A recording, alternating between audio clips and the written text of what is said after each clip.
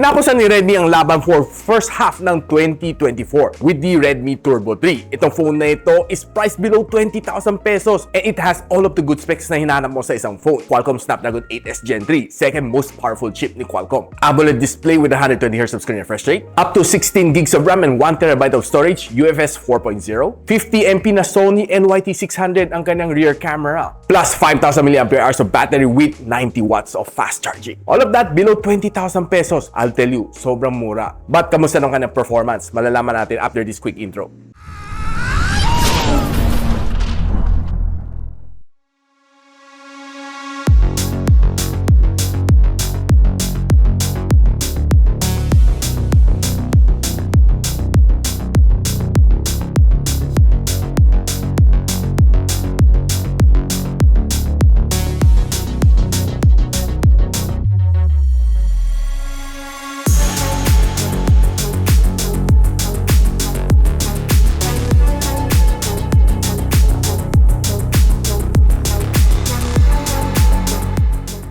Now, itong Redmi Turbo 3 na may 12 gigs of RAM and 256 GB of storage will be priced at around mga 19,000 pesos. And pag sinuwerte ka at meron ka mga vouchers sa Lazada, you can even get it lower at around mga 18,000 pesos. Official link on the description box below. Now guys, sinasabi ko sa inyo, sobrang mura na itong phone na ito. Sobrang sulit. Bakit? Dahil this one probably might be the next Poco F6. Now, baka nga kabahin nga si Poco F6 dito sa phone na ito dahil this one is priced really low at mga 18 to 19,000 pesos. Si Poco F5 ang kanyang 256 debut at 20,999. Normally, we see price increase sa mga phones but madalang ang price decrease. So expect mo si Poco F6 if nag-maintain siya ng pricing would be 29,999 or it might go higher at mga 21 to 22,000 pesos. Normally, alam na natin si Poco nagre-rebrand ng kanilang mga phones and this is rumored to be the Poco F6. So this is a preview for you guys about the Poco F6. So hang in your seats kasi itong phone na ito will blast away lahat ng mga kalaban nila. Baka pati si Poco X6 Pro kakabahin dito sa phone na ito. Bakit? Sa kanyang processor, maganda. Very powerful. Sa kanyang camera, maganda rin. And of course, lalo na sa kanyang pricing is really jaw-dropping. Halos 1,500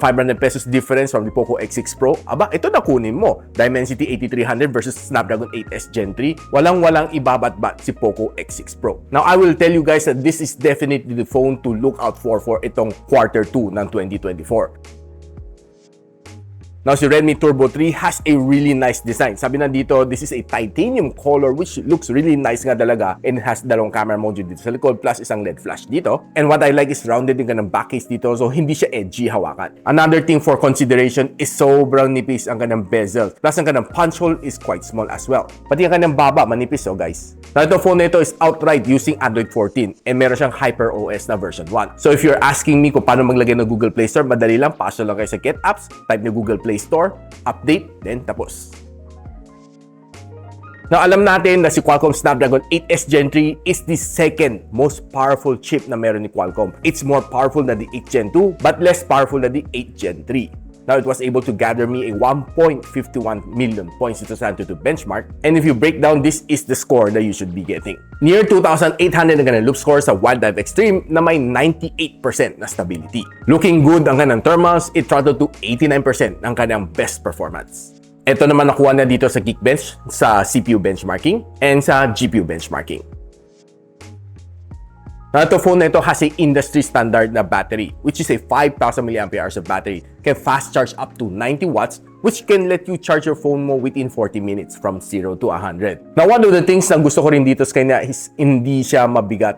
Dahil this only is weighing at around mga 178 grams. Normally, mga phone at this weight is at around mga 4,500 mAh ng kanyang battery. Now, if you ask me, the phone na ito can last you through the whole day without even charging. Kasi this is very efficient. And I would say na kanyang battery life is pretty good. Halos kaya na magtagal ng 2 days without charging. And nung sinalang ko siya sa PC Mark na battery stress test, 15 hours and 18 minutes ang nakuha niya sa settings ko na 50% brightness and 60 Hz na screen refresh rate. Now, probably one of the things na gusto ko rin dito sa phone na ito, it has a really good display. It has a 6.67-inch na AMOLED display with 120Hz of screen refresh rate. Mataas ang kanyang max brightness, 2,400 nits. So if you're under the direct sunlight, walang problema. And this one also supports Dolby Vision and HDR10+. And good news guys, magandang scratch resistance nito phone na ito dahil it's being protected by a Corning Gorilla Glass Victus. And it also has a IP64 now dust and water resistance as well. Now kung mahilig ka naman sa social media dito, if you're browsing through your phone, okay na okay manood ng mga shorts and reels dito sa phone na ito dahil you will really feel na sobrang ganda ng kanyang display. Now if you're watching videos naman dito, it has HD din kasi meron siyang wide by level 1 na security level. You can watch all of your favorite HD dito. So nung nanonood ng mga videos dito, like mga Korean novela, mga basketball games or mga anime, expect really good display nga pala dito guys sa phone na ito. And itong phone na ito has 4 variants. It has black, green, titanium, and the Harry Potter Special Edition. From what I know, ang kanyang Harry Potter Edition would be 5,000 units lang lalabas worldwide. So if you're a Potterhead, it's a must na collection. I-unboxin natin dito sa channel natin pretty soon.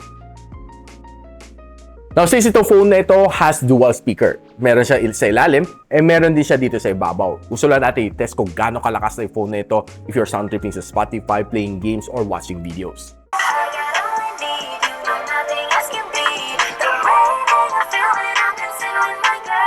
Perfect ang energy nito phone na ito dahil malakas din ang kanyang loudspeaker. But not as loud as mga flagship, pero okay siya. Nang sinubukan ko mag-gaming dito sa phone na ito, and I was really thrilled na gamitin itong phone na ito panlaro. I did play 5 titles dito, ML, CODM, COD Warzone, si Genshin Impact, and si Farlight 84. And some of them are still not yet optimized, like si Mobile Legends. Sa Call of Duty Mobile, expect mo yung game na ito is very smooth. Naglaro ko ng mga BR matches and rank matches, and honestly, pag nagbabato ka ng mga smoke bomb, wala ka mafe-feel na lags dito kasi there are on some phones na pag hindi masyado optimized, pag nagbabato ka ng smoke bomb, medyo mafe-feel mo yung konting lag. But ito, smooth na smooth ang gameplay dito. Now, pagdating sa Mobile Legends, even na hindi pa siya ultra graphics, mafe-feel mo okay naman ang gameplay dito. It's really smooth. Of course, syempre mas okay kapag maka-ultra graphics and ultra frame rate ka dito sa phone na ito kasi it's the second most powerful chip na meron ni Qualcomm. I have really high expectation dito sa phone na ito. And gameplay ng ML, definitely mag-e-enjoy ka. Pagdating mo sa Call of Duty Warzone, kaya mo naman i-set ito sa all high na settings. And expected naman, since Qualcomm Snapdragon 8s Gen 3, the gameplay was okay. Medyo mafe-feel mo hindi pa ganun ka-optimize. So, binaba ko sa mid-level settings. So, yun, mas smoother ang experience. But the gameplay was really nice. And I was able to enjoy naman kahit paano dito sa phone na ito. Kahit hindi pa masyadong sanay sa kanyang game settings. And ang pinakamainit na naabot nitong phone na ito is 47 degrees Celsius based sa aking machine na thermal scanner. Pagdating mo sa Farlight 84, all high settings nilagay ko dito. Okay, gameplay was okay, smooth. Wala mga halos na feel na lags dito.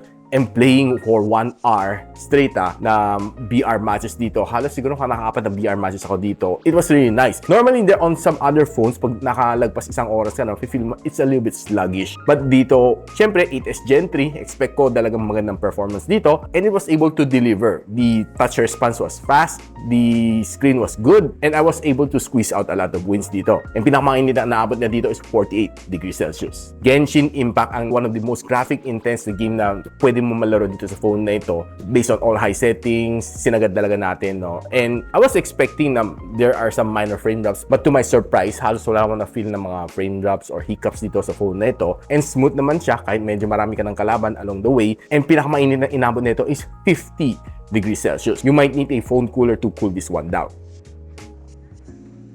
Now, pag-usapan na natin ang camera dito sa phone na ito. It starts with a 50MP na main camera sensor na Sony LYT600 and it has a aperture of 1.6. Meron din siya 8MP na ultra-wide lens, which is a Sony IMX355. And ang kanyang front-facing camera is a 20 megapixel, which is a OmniVision na OV20B. The rear camera can shoot you up to 4K and 60, and the front camera can shoot you up to 1080p and 60. So simulan muna natin ang ating camera review with some shots from the outdoor. So kita natin some of these plants, makita natin ang greens is really natural. Hindi siya saturated like the other cameras na nagamit natin from Xiaomi. Mapapansin mo maganda yung pagka-pop out ng kanyang subject na which separates itself from the background. And sometimes pag kumukuha ka ng mga very detailed shot like this one, pag zoom in mo dito sa kanyang mga roots, sa kanyang mga alambre, makita mo, no, it's very, very sharp and very, very detailed. Ang mga details na makukuha mo dito sa photo na ito. And to my surprise, tong shot na ito, kahit medyo maliwanag ang sunlight, maganda rin pagka-capture ng mga details dito sa bulaklak na ito. Then kahit kumuha ka ng mga simple shot like this one, some scattered leaves sa sahig, makita mo no, ang ganda ng kanyang pagkakuha dito sa subject. And if you blur it to the background, mukha siyang maganda, no? Very dramatic ang kanyang photo. Now on some outdoor shot, makita mo it's very nice, clear ang mga photo nito, except siguro pag medyo maliwanag ang araw, medyo mag-overexpose siya na konti. And if you take some nature shot like this one, pag zoom in mo sa mga puno na ito, it looks kind of good. Medyo a little bit soft lang siguro sa kanyang details. Na kung kumuha ka ng mga shots like this one, makita mo on top of the tree, very nice pa rin ang mga details dito, still good. Ginamit din natin ka ng ultra wide lens which looks like this. This is a normal shot and this is a 2x zoom. So makita mo medyo malayo ang color ng sky on the three photos. This one looks okay ang kind of blue, no? I like the blue of this one. This one is a little bit lighter and this one mas lalo pang naging light ang ganda pagka-blue. But something that I like dito sa kanang camera is that when you take yung mga cloud shot, very nice and very fluffy tingnan yung mga clouds niya. Very rich in details. Medyo nakuha ko lang tong shot using the normal shot. Hindi ako nakapag-zoom in, no? Kita natin, still very nice itong photo nitong ibon na ito which is flying across Navotas Bay. And nung nag 2x zoom na ako, nakaalis na siya. Now if you're using the camera, taking some photos from the indoor, very sharp, very nice. I like the ambience ng pagkakuha ng mga photos na ito. And taking another shot from the indoor sa loob ng coffee shop, looks good. And if you use it naman, pangkuha ng mga beans, it looks really sharp. Now some simple shot like this one looks quite dramatic using this camera. Now pag ginamit mo naman ka ng ultra wide lens, this is how it looks like from indoor. This is a normal shot. And this is a 2x zoom shot. Ginamit yung 2x zoom shot, very nice, readable pa rin lahat ng text dito sa menu board sa Starbucks. Now looking at its front-facing camera, very nice, sharp ang mga photos na makukuha mo dito. I wouldn't say na it's very beautified kasi kita pa rin mga pores and imperfections sa mukha ko. It's preserved some of the details na hindi siya na-spooned out even on some indoor shots like this sa loob ng kotse. Looks good. Now if you bring it naman dito sa loob ng indoor sa coffee shop, I would say parang mas sharp pa nga itong photo nito as compared sa outdoors. Probably walang sunlight na sobrang nag-overexpose, but it looks nice. Yung mga shots like this are great sa indoors, and this one looks good as well. Now using the front-facing camera, and I was surprised it was taking a very sharp video and very smooth na transition. Now, hindi mo mafe-feel na shaky siya on this video. And even the rear camera, habang naglalakad ako, no, and zooming, ang ganda. Very nice ang kanyang camera. To my surprise, it was able to take some really sharp, very nice video. And here's another one dito sa Navotas Bay while binivideo natin yung bangka, paalis. And it looks nice and dramatic. And I simply love the way nagpe-perform ang camera ni Redmi Turbo 3. Now guys, with a price point of below 20,000 pesos, ano masasabi ko dito? Honestly, itong phone na ito is one of the phones na sobra ko i-recommend sa inyo dahil it has a price point of below 20,000 pesos at the starting point of around mga 19,000 pesos. So pag sinuwerte ka, may mga vouchers ka, 18,000 mo lang makukuha. You have all of the goodies sa isang phone na hinahanap mo. And top-notch ang ganang processor. You have a really good camera. You have a good gaming experience. You have a AMOLED display. You have a long-lasting na battery with 90 watts of fast charging. Lahat yan nandito na sa phone na ito. Even Poco X6 Pro, talsik na talsik. Now, if you want to know kung saan nyo pwede mabili itong phone na ito, I'll be linking on the description box below. Plus, yung physical store na magkakaroon nitong phone na ito, I'll be posting it on the description box as well. And if you like this video, don't forget to share it to your friends. And a sub to this channel is definitely appreciated. I'll see you in the next one. And so, ako para si Richmond, and you're watching Gadget Sidekick. Like and subscribe to my channel. Don't forget to hit that notification bell. For one of my latest uploads, click the dito. And for one of my popular uploads, click here.